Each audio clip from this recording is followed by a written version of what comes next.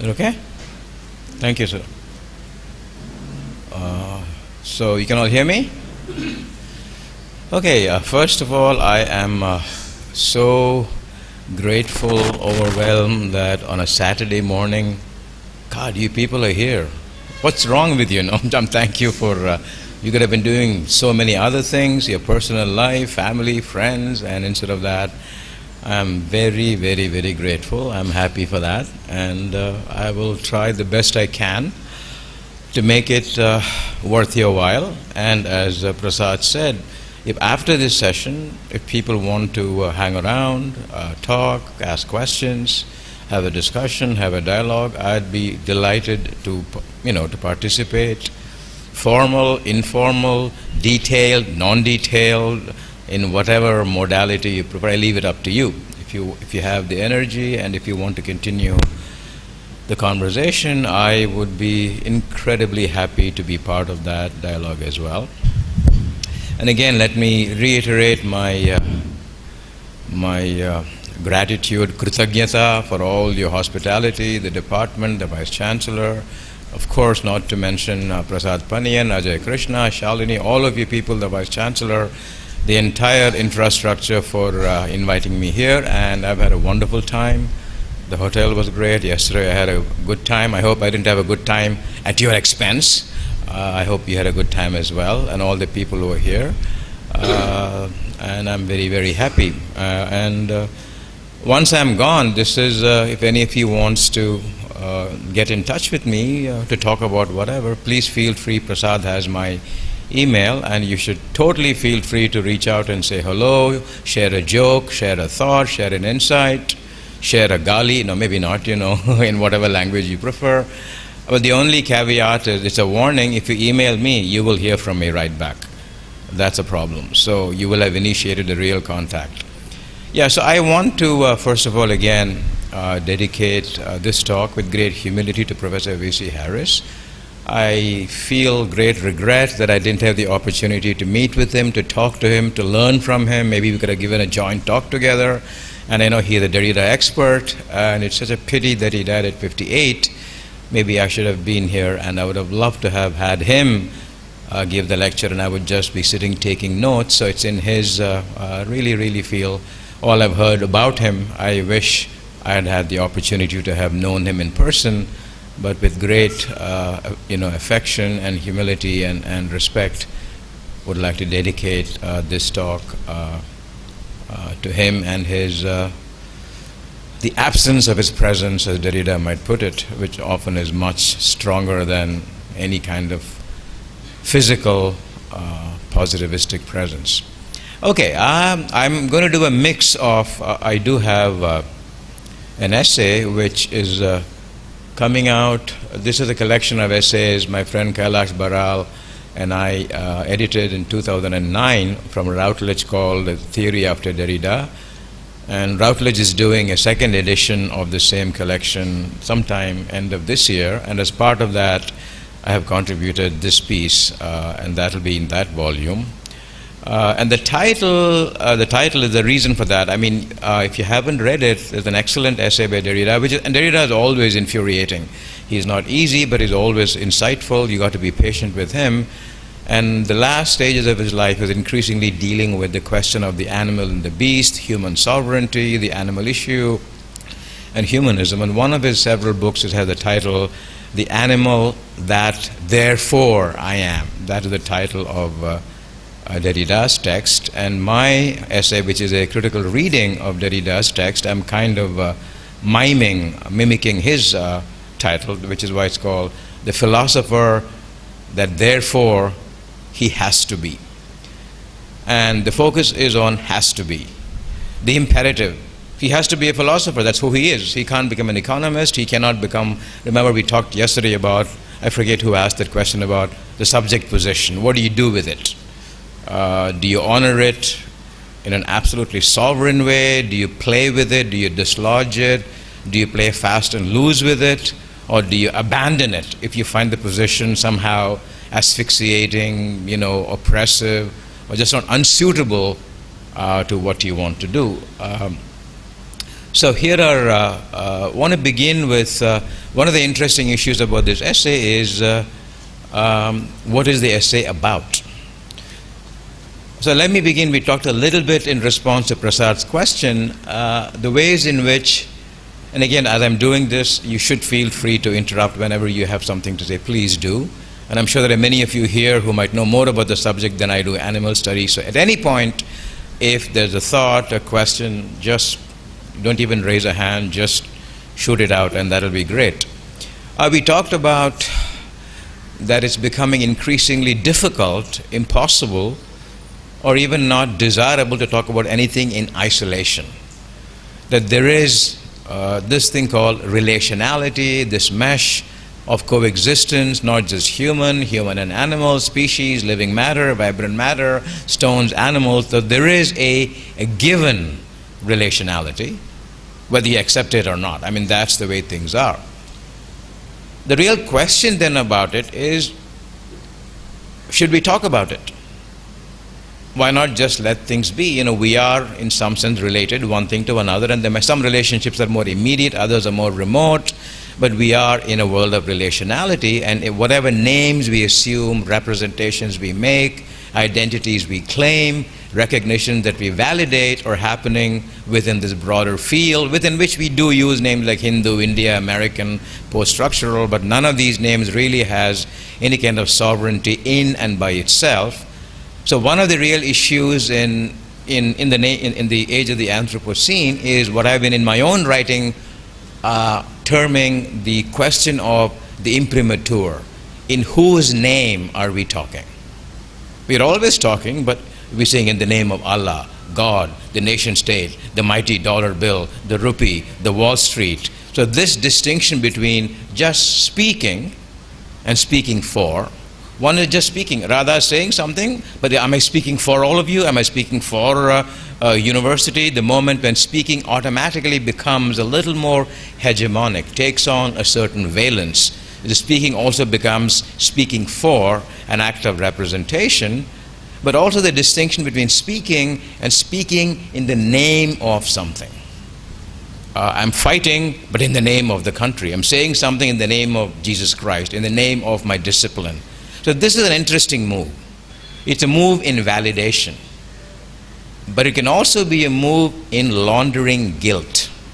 The big example is Gita, I'm going to kill all of these people, kill in my name.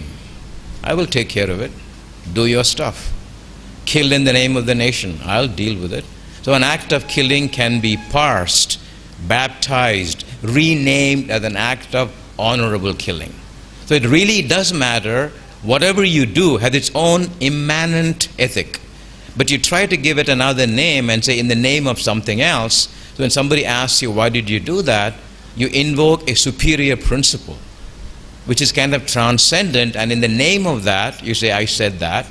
And that becomes a way of either validating it or giving it a kind of an authority, which is the action in itself. If somebody asked you, hey, why are you here this morning? It's such a stupid thing to do. I mean, you could be doing somewhere else, having a late breakfast, eating late, doing something else, but I'm doing it in the name of my discipline. Complete English, literature, a lecture, and immediately what seems a fairly arbitrary, a quotidian, everyday act takes on a significance, and then you wonder, where is the in the name of? So the reason I'm raising this issue is, so if we do anything in the age of the Anthropocene, I mean, something needs to be done, clearly, but why? Is it sustainability? Is it for human beings so that we want our great-great-great-grandchildren to be happy? But that isn't what it's all about.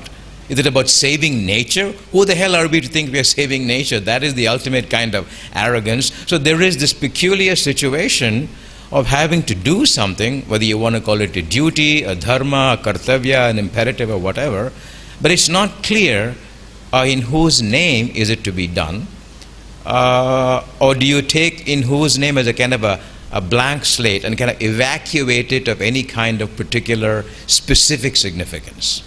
So am I speaking, so when Derrida is speaking, is he speaking in the name of philosophy? Is he speaking in the name of the animal? Is he speaking in the name of humanistic philosophy? Or is he just speaking as an individual? So this becomes an interesting question about disciplinarity, representation, professionalism, collectivity. So that at any point, if any of this seems wrong to you, or if you have a different take on that, please, again I repeat, please, for God's sakes, do interrupt me. So there is this issue of relationality, which is a given relationality. In other words, we don't have to do anything about it. It's like you don't be a part of it. But then the question, how do we acknowledge it? Do we need to acknowledge it? I mean, the famous example, how many of you like Nietzsche, when he's in his, how many of you like, there is that essay of his, The Use and Abuse of History, where he begins by saying he's looking at a flock of, cattle grazing, and he's saying, oh my God, here they are, I'm going to ask them, are you happy? They don't even know what I'm asking. They are just part of nature, whereas we are condemned to have history. The human being has sorrow, has something called memory. So the real question is, what kind of a compulsion is it to want to recognize? And the moment you recognize it, you create a kind of a repetition. Recognize. Something is already there. I don't need to tell you. We all know we are part of a relational world. But then why do we want to thematize it? Why do we want to be conscious of it? Why do we need to be aware of it in a kind of a secondary mode of thinking, philosophizing, cogitation, and recognize it to be as such? And the moment you do that, you create a certain kind of a dualism, and the recognition both kind of endorses the thing being recognized, but at the same time, the recognition also sets in motion a certain kind of a slippage. So keep that in mind. And the other question also becomes, if we all are relational, who can speak for relationality? If you said relationality speaks for itself, that seems to be kind of a stupid tautology.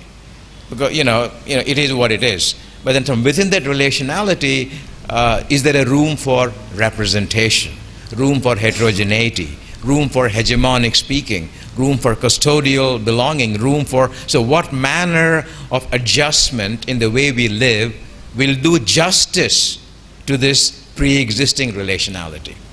And what mode of living will violate it or will go against it? So here is the next point, which I think is a kind of a mode of adjustment between being and knowing, between ontology and epistemology. The compulsion to reproduce a given relationality into our scheme of things. It's almost like asking, okay, once you know that life is relational, how will you live your life differently? Will you sleep differently? Will you write differently? Will you make love differently? Will you kneel in prayer differently? In what way will it have made a difference to you in praxis? Will you be more kind to animals? Will you hug a tree? Anything from will you not waste plastic to this issue of recognition, of shoring it up as something intellectual, cerebral. Why is there the need to know that? Okay? And then the question of the therefore comes. So keep that in mind, relationality. And now the question is, we are part of it, but what does it mean to know it? Make sense? Or do we say, why even raise the question? You could be a Sufi, you could be a mystic, and you might just say, or you could be a Zen person and say, everything you can to subvert logic, to subvert intellectuality, to make the brain seem like, the brain is after all, part of, as people say, it's not that different from animals doing their own thing. The species differentiation isn't really that big a deal. And more of that in the context of language, which Derrida would claim is something that we have. Heidegger would say that animals don't have. So the real question is, if you were a plant, if you were an animal, a dog, a giraffe, a cat, or whatever that might be, and we don't even know what that even is, would such a being feel the obligation, the imperative, not just to be part of relationality, but to possess it, or to know it as something to be thematized? And you don't know where to go with that. You ask a dog, what will the dog say? Is it being stupid? That's what he's trying to do here. But given that we are human, and in all of this, to be human in all these philosophies seems both like a blessing and a curse. We can't, Nietzsche would say, human, alas, all too human. So on the one hand, we need the human, but the human seems to be in the way. how do we get rid of that? So to be part of anything relational, you need to both to maintain who you are, but at the same time dissolve that within relationality. Just like in coalition politics, within a coalition, you can't say, I will be Radhakrishnan. You have to change. And then you begin thinking, is there a real Radhakrishnan and then a coalitional Radhakrishnan? And Indian politics knows that, India knows that, and Italy knows that, coalition politics. Usually it's kind of bakwas. It's done to kind of scuttle the other party. But if you're part of a coalition, and the coalition is forever, it's not like you choose, today I'm going to be in the coalition, tomorrow tata, Petransar, goodbye. Today I am completely, purely, exclusively Radhakrishnan. I'm like a monad. Tomorrow I'm part of a coalition because I need your help. It's not like that. But if you think the coalition being in part of a relational thing as an absolute imperative, there is no other way to be except part of a relational structure, a mesh, whatever you want to call it. There is no other place where there is a non-coalitional, a non-relational moment, and then you pick and choose in a strategic way when you will be part of a coalition and when you will not. But if relationality is exactly what things are all about, the real question comes for human beings, how do you deal with it at the level of knowledge? How will you, in other words, do justice to that relationality? I mean, somebody asked the other question yesterday in reference to Marx and Heidegger, without being guilty of epistemic violence, of colonizing reality to something called a thought process. And people have done it. Indian mystics have done it. The Sufis have done it. Shankara does it in his own way. Zen does it in its own way. Heidegger does it in his own way, where he says, for example, things like propositionality are just things in language. It's not there in reality. We create these, what you call the ruse of grammar, to say that there is some, basically you'd say, even the word in English, it is raining. There is no it. It's just raining, raining, raining, ging, raining, ging, raining, ging, ging, ging, ging, ging, ging, ging. I mean, no one is raining, so it's pure process. But that understanding is terrifying to the human mind. We need, oh my God, there was a knock on the door. There must have been a hand. Oh God, no hand, but there was a knock. No agency, and it's scary as hell. Somebody knocked on the door. We need subject, predicate, object to make reality bearable, to make it assimilable, to make it in some way consonant with whatever the human mind is capable of dealing with. So I think many of these people really have a quarrel with language, and we'll talk more about that. And that quarrel, has been done. Shankara does it in his own way, Ramanuja does it, dualists do it in their own way, Nagarjuna does it in his own way. I mean, I wish people like Vishnu Bhatt and they could talk about it more authority. Those fields, I'm just pecking a little here and there. So keep that in mind, the whole question of, so that's one question. The compulsion not just to be, and to be with as much integrity as you can, but also the compulsion to somehow to validate that originating relationality into a secondary order of knowledge, where you're hoping that that relationality will be captured and preserved in the way in which you study things. So then the question really becomes, just like, then you say, what is the relationship between philosophy, political science, economics, history, comparative literature, religious studies, metaphysics, animal studies, studies of biology. So in this, each one of these disciplines clearly has its own relative autonomy, within which each, you validate certain procedures, induction, deduction, analysis, whatever the, the appropriate, modalities. But in a strange way, all of these things converging, not unlike the story of the blind man and the elephant, each one touching a part of the elephant. One says the trunk, one says, but all of us have a say in this, okay? But the real question is, how do you stabilize the field? And that's why in the Anthropocene, I mean, there are policy people, anthropologists, geologists, natural history, all of whom are necessary. And the scales are different, geological time, and people talking about, time in the context of zillions of years about which we know nothing. We need history as well, natural history. We just don't say this is not important. We need history at all these highly granular levels of specificity, different scales, all of which are coming at it. And the real question is, which claims do we kind of, are they all equally valid? Are they equiprimordial, or some claims superior to others? Or do we say some claims subsume other claims, nature subsumes the human? Or are there real contradictions where you really have to make decision? In this case, the tiger, the human being, the spotted owl, the timber industry, maybe they don't always coexist. The coexistence can be contradictory, can be ideological, there could be real oppositions. So there is that issue so okay. Now, having said that, I hope it's making sense. But let me backtrack a little. Even without any of this, there's always a problem in any kind of a conversation about what anything is about. I mean, think of a situation, two people meet. I come to you and I start talking about something, and then you start interrupting, and then you take it in some other direction. Hey, shut up, man, stop. You're making it all about yourself. How many of you have felt that? And suddenly you're talking and somebody interrupts you, and then you say, but then the question, hey, who is it really about?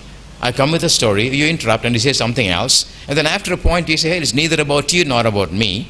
It's about the space in between. So again, there is a little bit of a shuffle. If you're trying to nail it down and create a very rigid pattern of representation, I am telling my story, you shut up and then you listen, it's about me, but then that is never the way it works. So there is always a kind of an ambiguity about who is speaking, why is the person speaking, is they speaking or representing something else.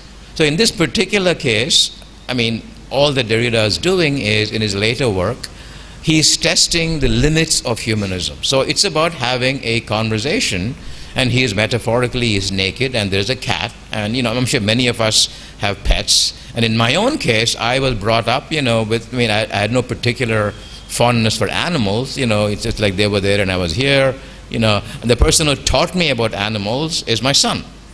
And thank God, he had taught me about animals, and he would bring pets home, and completely, he's a dog, and then it changes things, just staring, and many of you just staring into a dog's eye, and then you're wondering, hey, what are you thinking? Often I would keep talking to the dog, and many of you have pets, know that. So here all he is attempting is, what does it mean to experience mid-sign coexistence with a dog? It's an imaginary conversation, with a dog. And here is Derrida's problem. You could call it, the animal question. God, but that's a terrible way to say it. The Jewish question. Who's making it a question? The Dalit question. That sounds horrible. So how do you broach this topic? Who is asking? Is the asking a kind of a framing? Who wants to know? Are you forcing the animal to get into a conversation with you? So here is the issue. So if you are doing animal studies, what is the relationship between animal studies and philosophy? Animal studies and humanism, post-humanism, vegetal studies, given all of these pre-existing boundaries of species barriers, other kinds of differences between different species. So here he's doing two things. And I think that therefore, so he is risking his, and remember that we talked about that yesterday, to talk about certain kinds of issues, which subject positions are best suited. And I gave you a simple example, you use the word dharma, and who doesn't know what dharma is? But a philosopher might say, hey, if you know dharma, have you studied Buddha, have you studied? I haven't studied any of that, man, but I can talk about dharma. But somebody else might insist, no, if you want to talk about that, I'm going to give you a bibliography. I'm a teacher, read all of this and come back to me next year, only then can I talk about it. So the real issue that Derrida is raising is, to what extent is it important to take your subject position seriously, and what the consequences are. So if there's something called animal studies, what sorts of things get into that? So he's basically raising, as a philosopher, the way, and again as a philosopher of a certain kind, Western philosopher, he certainly, he knows something about Indian philosophy, something about Judaic philosophy, but within a certain tradition, what has the animal question been within that particular tradition of thinking? Okay? So I want you to remember that. And one of the issues I'm going to be raising is there a kind of a basic incompatibility between a certain tradition of philosophy and then the difficulty of raising the question of the animal within that particular. Let me stop. Any questions so far of a general nature about these issues? In particular, relationality, speaking for, aligning a certain professional expertise with the issue on hand, and then deciding if the matchup is appropriate or not, And if it's not, do you then abandon it and go somewhere else? Okay, let me stop. I wanted to say a couple of, but I do want to make sure that that important questions don't get forgotten or swept under the rug.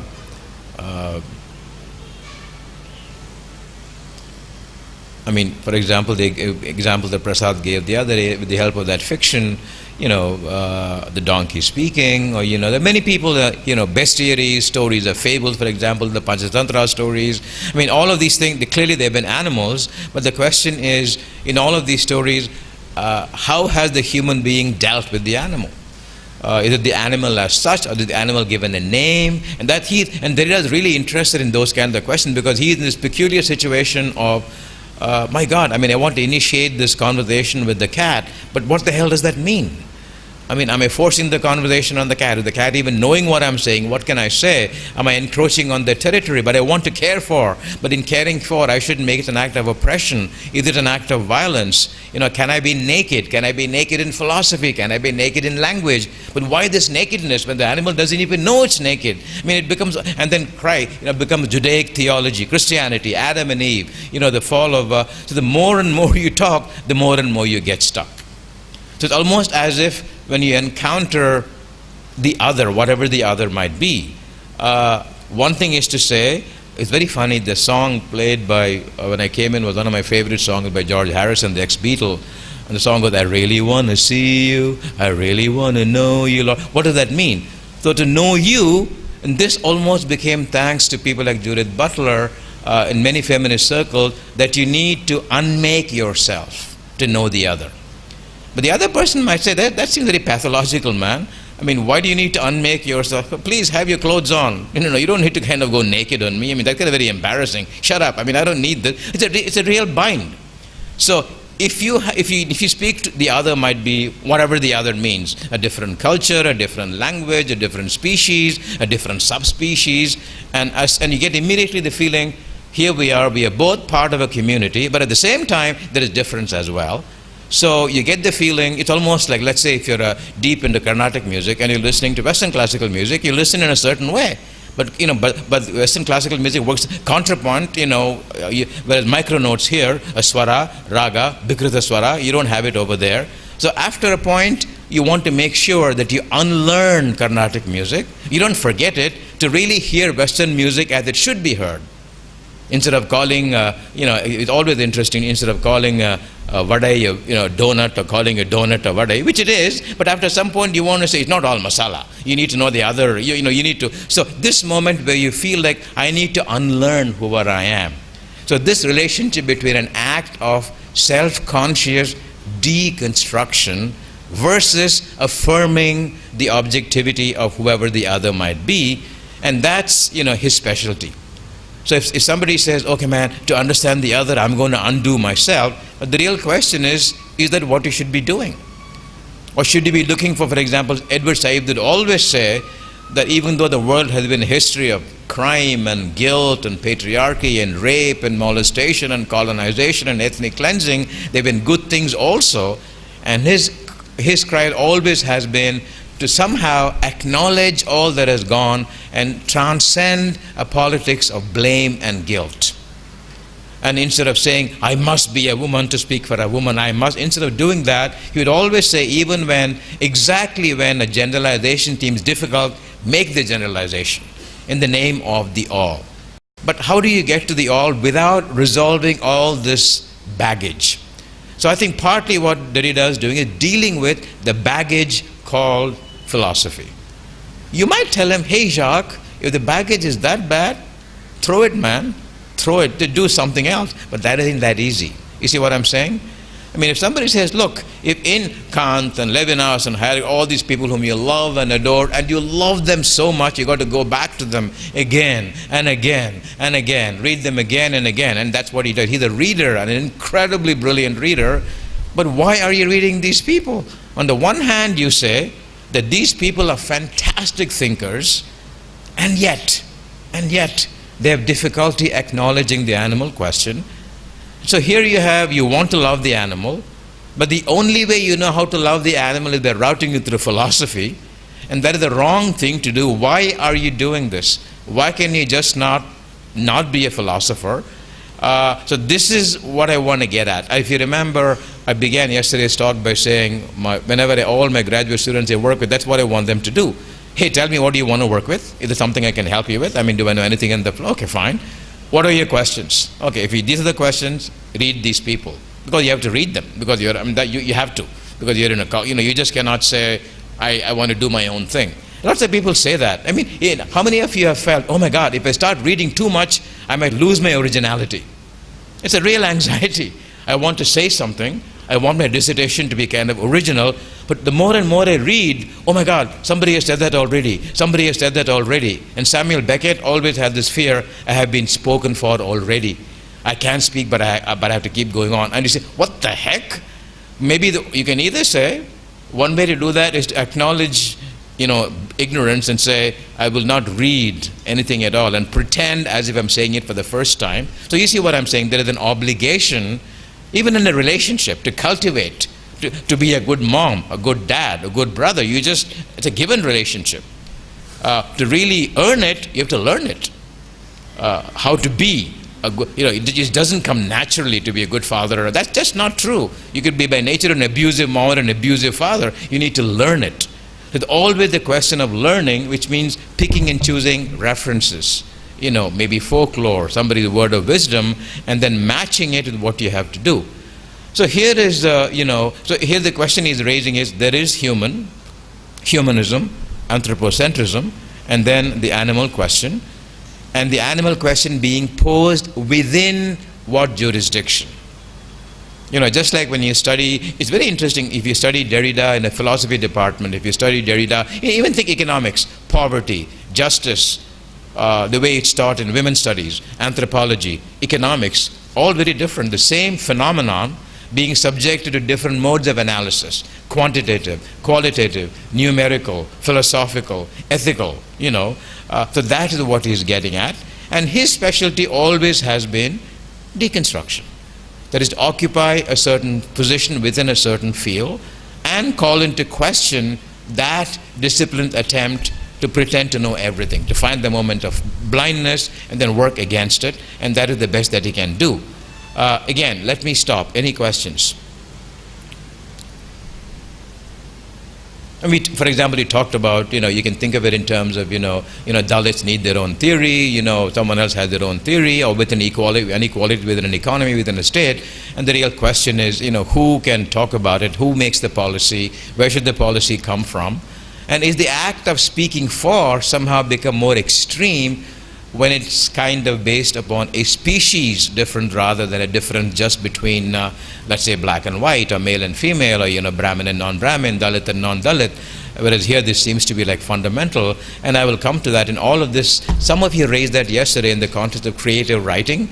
The big difference is something called language, and language is what separates, the animal, from the human being, and for all of these philosophers who are heavily linguistically oriented, that becomes the moment of separation, and something granted to the human being cannot be granted to the animal, and that's why, the animal remains, sort of haunts you, but you can neither incorporate it, nor can you not talk about it. Maybe you can simulate it, you can try to bring it in. So that would be, which is why, when he says the animal that therefore I am, and the word therefore, which is absolutely a human term, ergo, logic, reason, an animal just is. But why do you have to be the animal? But there is a reason why I want to be an animal, which is something that an animal may not, want to know, may not even applicable to. Whereas here, there is always a tension between a kind of at one particular point he even says, these are words from the heart. Whereas philosophy is from the mind, and and the mind creates separation, whereas the heart maybe is capable of fusion, empathy, negative capability, transcending differences, becoming one with things. So he's trying the best that he can to test the limits of the human, and in the assumption that any act of deconstruction may be a stepping stone. So is that what you need to do? to love an animal. I mean, it's an interesting question. What does it mean to love an animal? And how do you show it? Do you show it by being kind, or do you show it making changes to yourself? Do you change it by just living with an animal? Do you go out into the wild and not live at home? Do you do something else? So that's roughly where he's at. One is practice, and then of course exercising his subject position as a philosopher, not abandoning it, but deploying it critically, deconstructively to see how far he can go. And that's roughly where the essay goes. Again, let me, I have some things to read. Anyone with thoughts or questions? I mean, if you're people doing, work with animal studies, simulation in other traditions, could be Buddhist, could be Jain, could be other traditions where the bestiary fable, the animal has a very different role to play, or even acknowledging the animal within, that's the other problem. Yeah, I would love for you to say things. Yeah.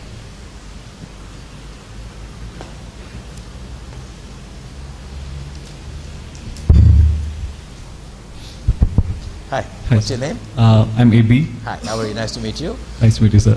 I don't know whether you answered this question yesterday. I wasn't here yesterday. So, when you talk about humans, like who is this human? Like, last year there was this meeting happening in Kerala, especially led by the liberal left, and some of the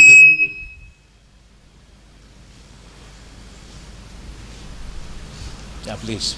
So some of the Dalit and Muslim groups in Kerala actually boycotted the meeting, saying that you don't consider us as human enough, and how can you conduct a human meeting and say that we should be also participating in it?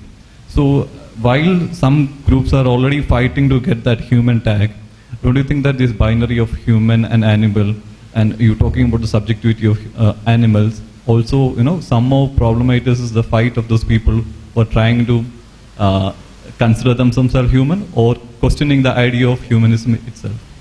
Yeah, great question. I mean, it's how many of you saw today's Indian Express? Oh, the horrible picture. I think was it in I forget which state it is. A man kneeling down and being made to lick his own spittle. A photograph of that, because he had entered the house of a higher caste, and the picture and his punishment was he's kneeling down and he's made to lick his own spittle.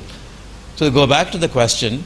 So the word human here is a tricky word. It is both descriptive, but it's also a what Spivak would call a conflict metaphor.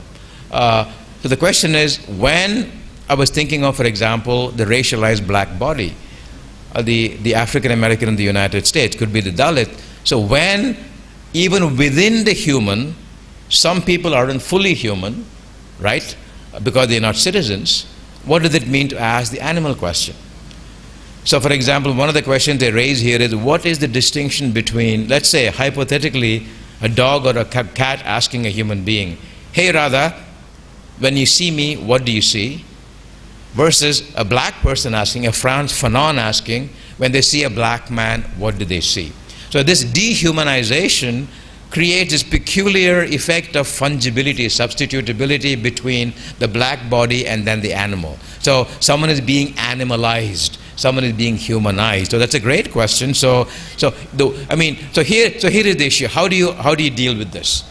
I mean, many people are now even raising the question, almost become animal versus human. So my God, one way to go might be, when in this world, in every culture, India, France, United States, so many human beings are absolutely less than human in terms of sovereignty, privileges, rights, representation, status. They're only mere human in the way they look in physiology and anatomy, but they are not fully human. What does it mean to bring in the animal question?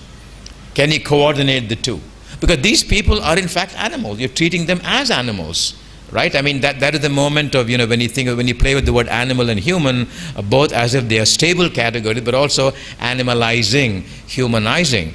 So the real question then becomes, the good example is, could be Dalit. So could be this man today being treated today, having made lick his own spittle, the African American, Black Lives Matter. And the whole debate about Black Lives Matter is, of course, we want to say all lives matter, but they would say, but look, universalism, when you say all lives as an attempt at universalizing at this moment in time, that all does not include black lives.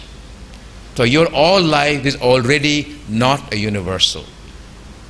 Because there is a pretense, that's always what happens in philosophy. You pretend, at this moment all human beings are free. But that very moment there are people who are not free.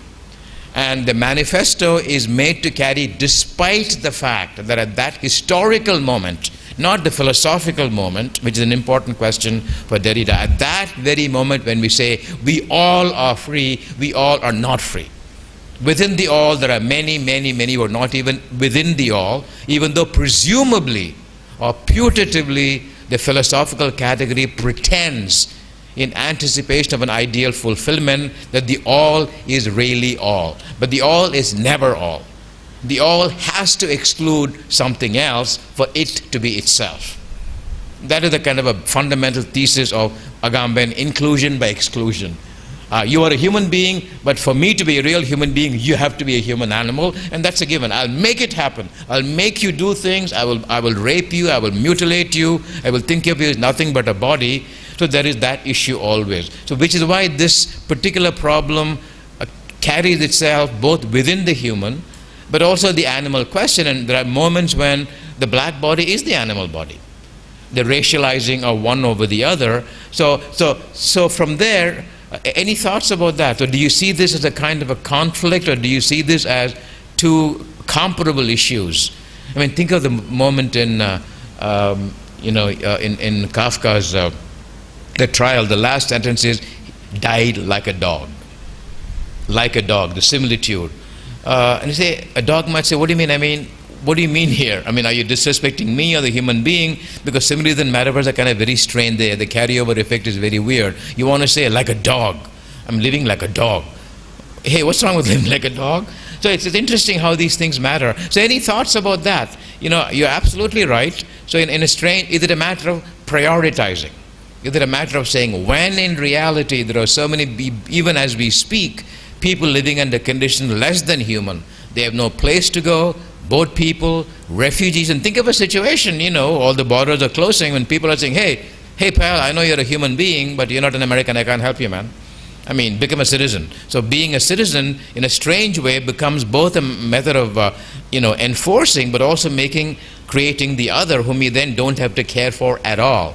In that kind of a situation, when there are human animals among human beings, how then do we create a meaningful relationship between caring for the animal, the real animal, versus the animal within? Any thoughts? I mean, what kind of coalition can we think of? Is this an either-or situation, or is it a situation where it's possible to create ways of studying, of bestializing, animalizing, which will include both, issues, and not make one somehow more important than the other? Often it's a matter of, for example, people, Amitav Ghosh has written about it, the Sundarbans, the tigers and the villagers, and there's always a question of a trade-off. So any thoughts about that? Or did you want to say more about that? In the context of, so in a situation like that, you said, hey, we're not even in it. So is it then about exclusion in general? And then you read exclusion at a different category. So exclusion is happening all the time. For any category to be what it is, something else has to be outside, and only then. So for something called, if you read, people like Lyndon Barrett, Frank Wilderson, the black body has to be maintained as a mere body, as incapable of philosophical thought. Only then can European modernity be what it is. And that's what it has to be. So that's why African pessimists would say, well, you have already killed us. The case of social death and slavery killed us. We were just chattel, we were property, and it is based on that you created something called modernity. So within that particular dispensation, I, by definition, cannot find justice. You can try the best you can. You can be a good person, humanitarian, philanthropy, you can do everything that you can. By very definition, I am not even within your scheme of things. Like you said, I mean, all of these schemes of amelioration, hey, they don't even touch me.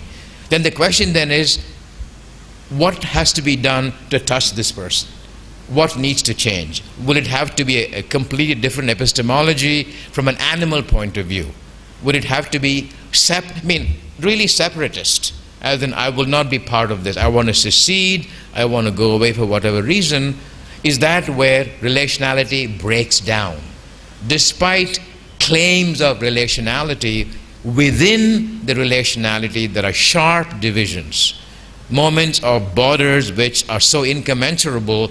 Hey, all said and done, you are an animal, I am a human being, I think I have language, you don't have language, and that difference absolutely, changes the picture altogether. It's only within that imperative things can be done, but I can never dissolve that difference. So I'm wondering, so if then you could think the big theme is exclusion at the basis for any kind of thinking.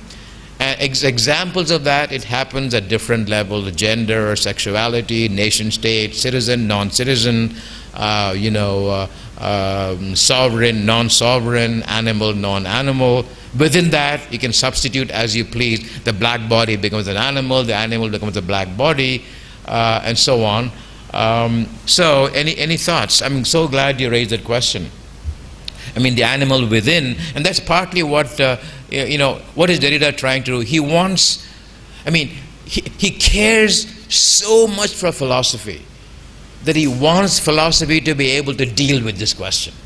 It's almost like saying, my God, if somebody says, let me give you an example. Oh God, I think of something like, I give you vague examples, Israel and Palestine.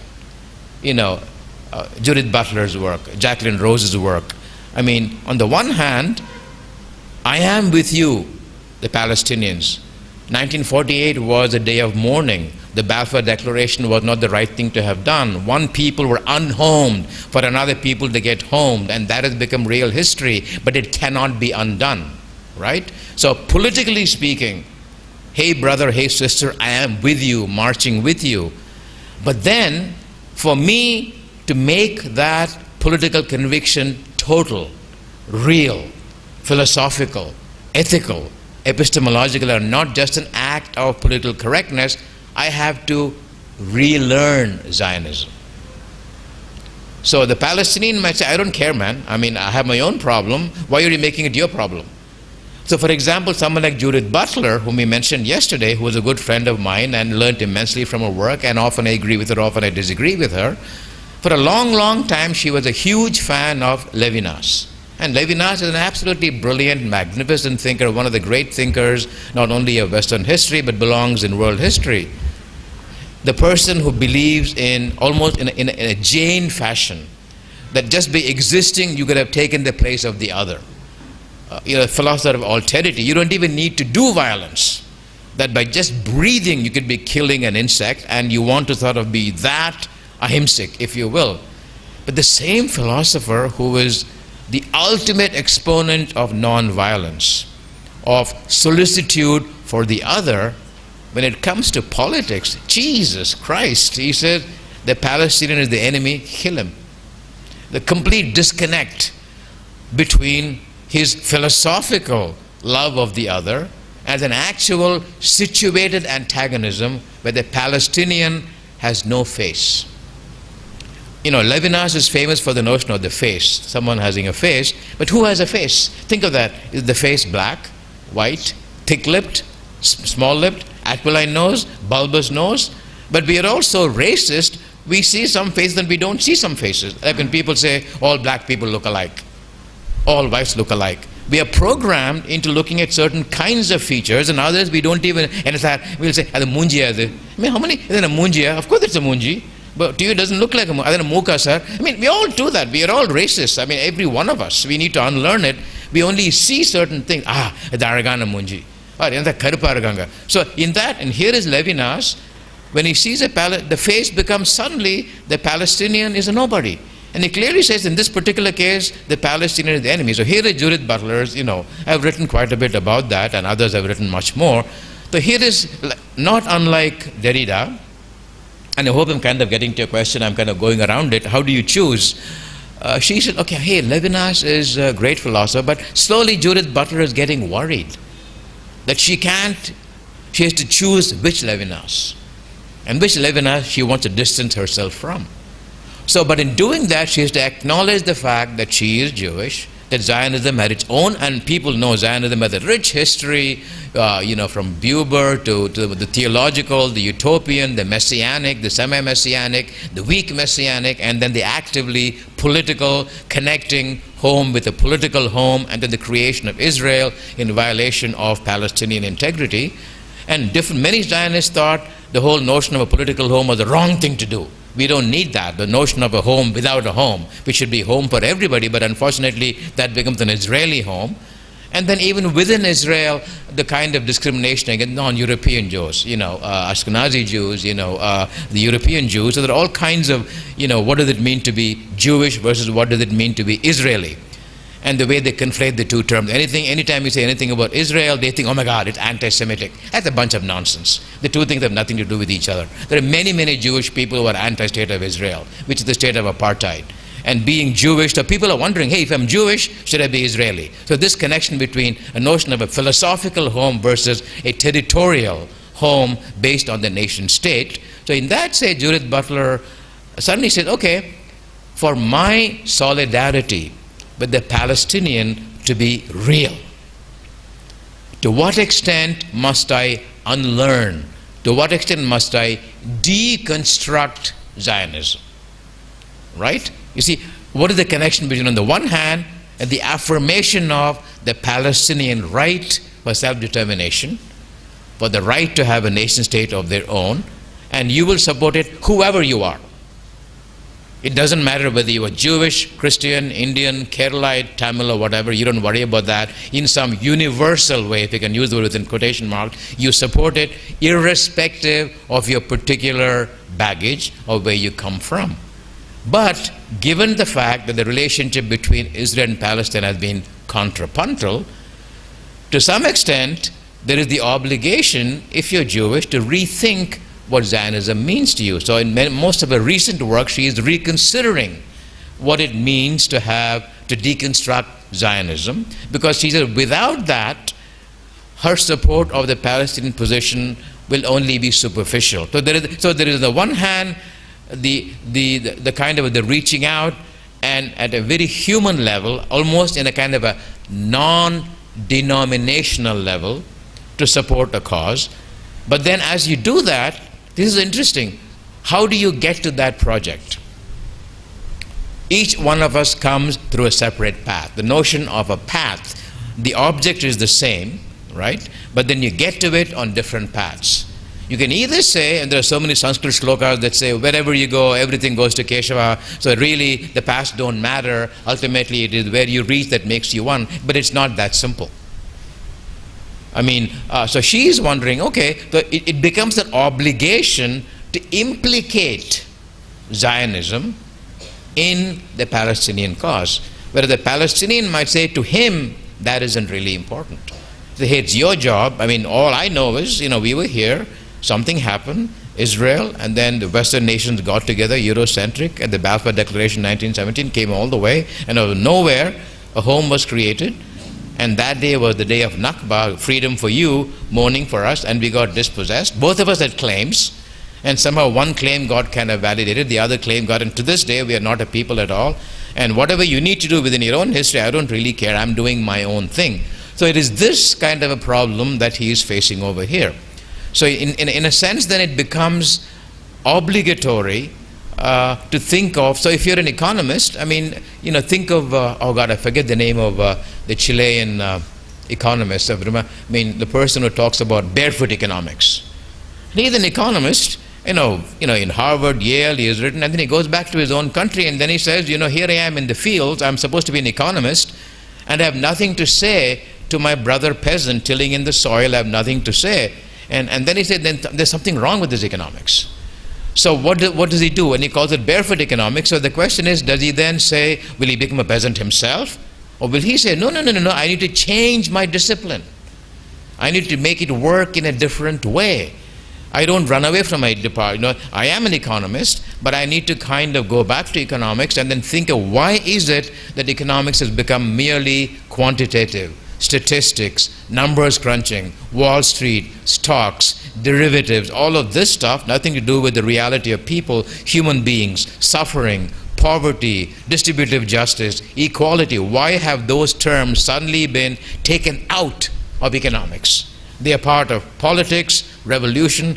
Economists, we do our numbers, we do measure, and then that is when he's all the more reason, armed with the conviction of this reality of the peasant in the field, he goes back to his own field to say he doesn't abandon it, but I want to completely rehaul it, refashion it, assuming that it is possible. So something that Derrida is doing not unlike that. So to go back to your question, yeah, there is the question of animalization at multiple levels. So there is the real animal whom we kind of kill, the road kill, or it happens typically during Diwali times, little kids tying crackers, to a dog's tail and lighting it, and the poor dog runs. Or people just for the heck of it stoning a dog.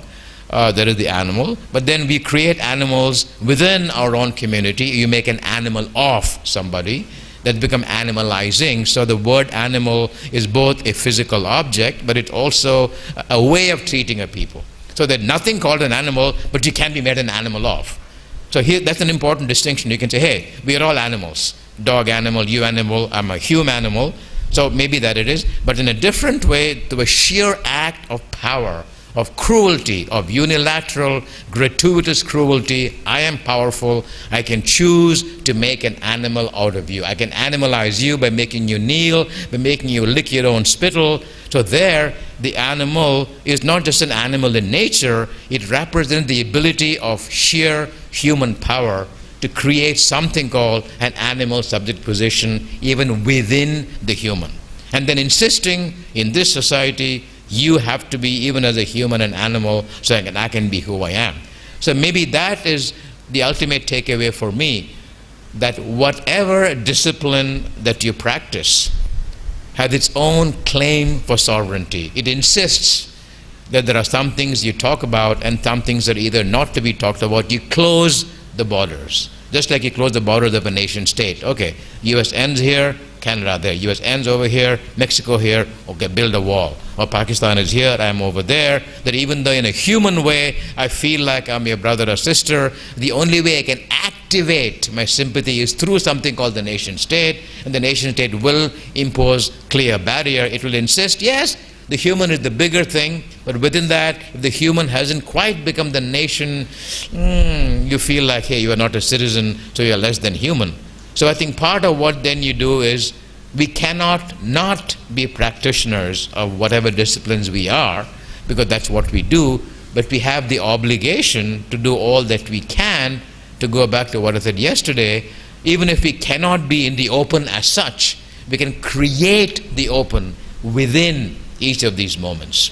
The open, the way Agamben talks about it, the open, the way the Siddhas talked about that, the Vettaveli, no sky, no nothing, you are no one's subject. We fear neither death nor the king, we just are. Our bodies are what they are. We are not subjected to any kind of sovereignty. We live in a state of diasporic, nomadic, full presence, but that almost amounts to questioning the political regime altogether.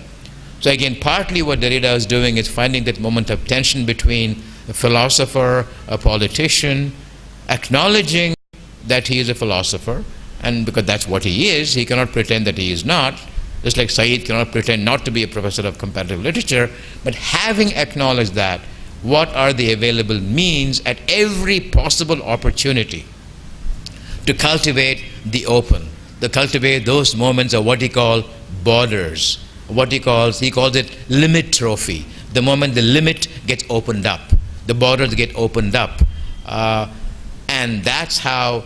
So there is a distinction between one kind of philosopher who believes in the sovereignty of a discipline, and another who, precisely in being a philosopher, does not believe in the sovereignty of a discipline.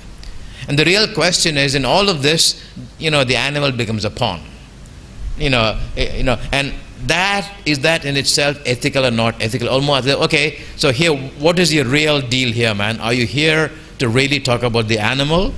Or is the animal a mere pretext for you to do your own, opening up of philosophy? And ultimately, what is the connection between a real affirmation of the animal, your fellow feeling with a cat or a dog? That's one thing. And then the other project, all this elaborate, scholarly job of deconstructing, opening up philosophy, that seems to be a project on its own. So are these two projects, are they coextensive? Are they part of the same deal? Or are the two things independent? So that's where he, I have a whole paper, but I think it'll be very boring.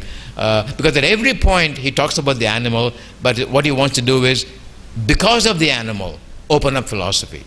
The animal is the immediate stimulus, but why is he doing that? As a result of that, bring into being a different kind of recognition. Make philosophy aware of its own borders. Make philosophy acknowledge its own limitations. So it's a kind of a double deal.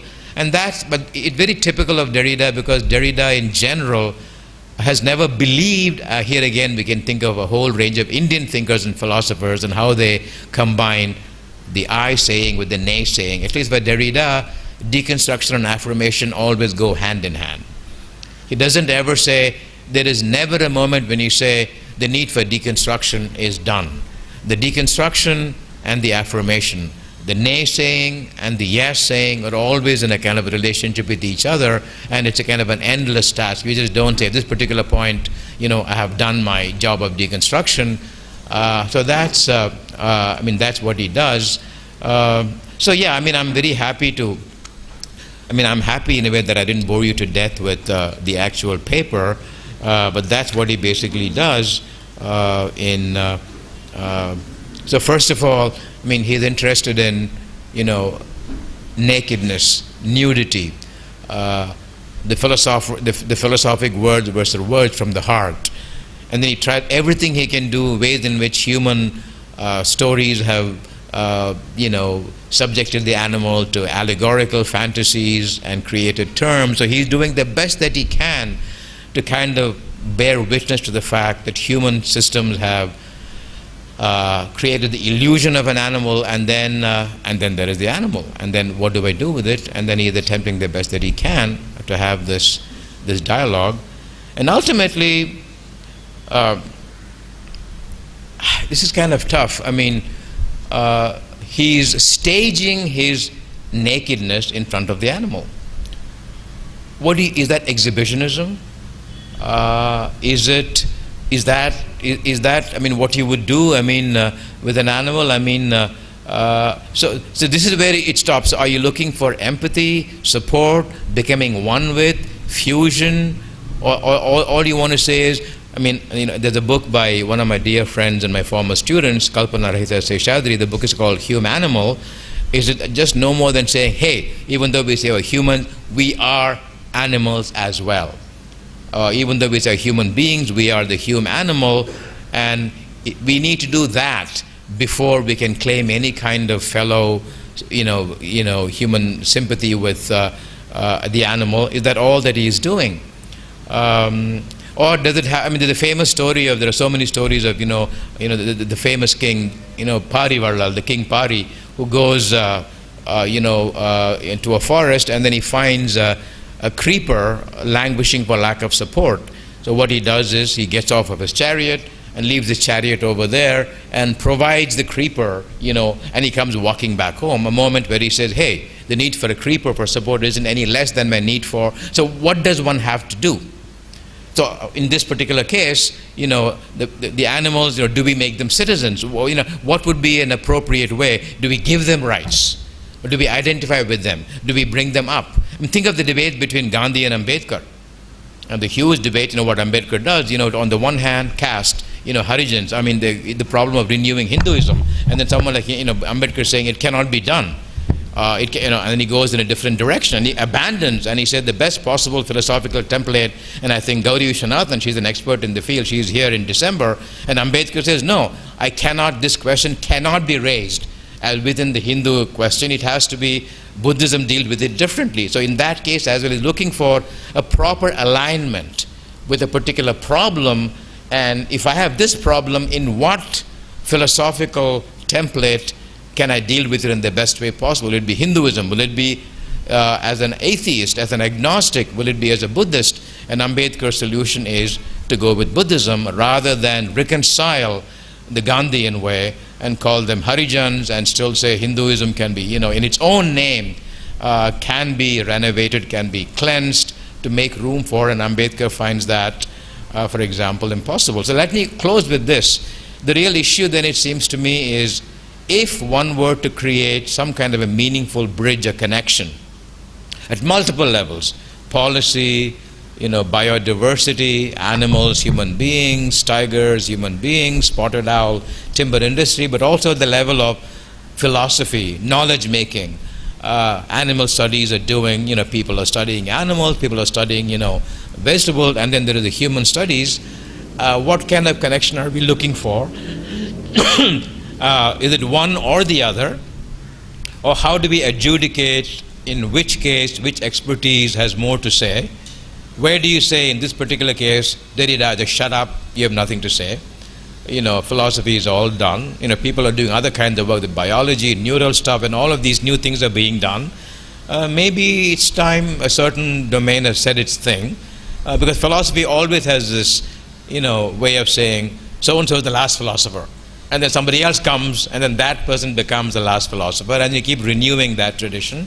So you might just say, look, man, there was a time, but at this point there are people doing all kinds of other stuff on animals, neurology, biology, other kinds of empirical stuff. Maybe that's where you can talk about it. Maybe the time has come. Think of, there may be a time and there may be nothing called a Department of English, and that's okay. And nothing lasts forever. At some point, there won't be people like us doing the same stuff. And that's not a calamity. They'll be doing something else. So maybe there will come a time, questions like Kant and Heidegger and language and this language, all of that stuff, you may say, come on, man, this stupid stuff, we've heard that again and again and again. And really you have nothing to say, and you're just trying to kind of resuscitate a discipline, which in this case has no vitality in this field, but that's where he is. He's really torn. And let me stop it at that. For me, the important thing is any kind of it's almost like, I end the essay with Du Bois talking about, the souls of black folk, double consciousness. I'm black, but I'm also American. And I'm being pulled apart. I'm being torn. It's painful. I'm being literally it's a feeling of being rendered to. But then he says, I want to stay in the tension. On the one hand, I don't want to unify because the African has something to teach the American. The American has something to teach the African. So how do I manage this double consciousness? I'm same person, but I'm double. Do I resolve it? Do I synthesize? Or is this doubleness kind of chronic? So if I'm human and animal, but I can't speak for the animal, but I need to be kind for the animal, and I need to be with the animal, what do I do? And ultimately, anything that I have to say, because I am a human animal, I do philosophize. I cannot not philosophize, which is why I have to be the philosopher that I have to be. Almost becomes an imperative. How do I make this imperative meaningful rather than a narcissistic, self-aggrandizing, imperative? Okay, Derrida writing another book, okay, another, and then another. Is it just that? So he leaves it at that. Okay, so I think there are interesting passages about the things actually about language, studying limits, studying borders, but that's where, it's a great essay to read, The Animal That Therefore That I Have to Be, and his lectures on, his concluding lectures on sovereignty and the beast are absolutely brilliant. They really kind of tear down, from his own corner, he's doing everything he can to tear down this supposedly safe enclosure called the human, which God knows, which within its own so-called home is full of its own imperfection, to make that philosophy untenable. But I guess, as Spivak Gayatri has said it many, many times, if you are a deconstructor, in a very strange way, you end up loving the very thing that you deconstruct. It's a love and hate. It's almost like saying, it's like loving your nation only because you want to critique it. It's a very different kind of love, rather than someone saying, you could say this is the wrong kind of love. It's like I want to divorce myself from philosophy, and he doesn't quite do that. So this is an ongoing thing. And that's what makes him kind of both interesting and at the same time, I guess, problematic. I've taken, wow, thank you. So, questions, comments, thank you.